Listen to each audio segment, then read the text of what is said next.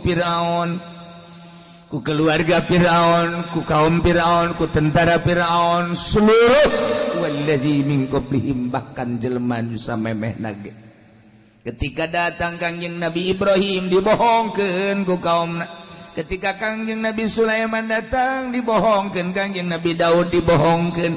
Nah iyalah persis kufar Mekah kos kaum-kaum nu baheula di zaman Firaun jeung samemehna, selalu ketika Nabi turun, Rasul turun dibarohongkeun, kafaru bi ayatillah.